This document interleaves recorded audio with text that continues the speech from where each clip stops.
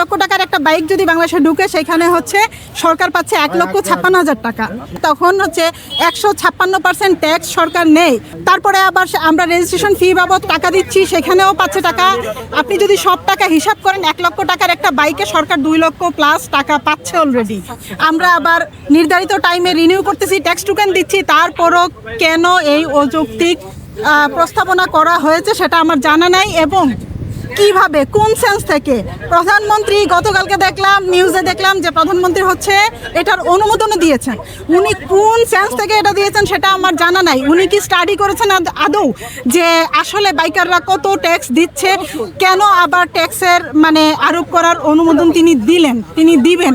ওনারও এই জিনিস নিয়ে আরেকটু বোধহয় স্টাডি করা উচিত, আরেকটু ভাবা উচিত, দেখা উচিত। এটা আমরা যতটুকু জানি এটা সম্পূর্ণ অযৌক্তিক, সম্পূর্ণ অনিয়ম, অন্যায় বাইকারদের উপর করা হচ্ছে।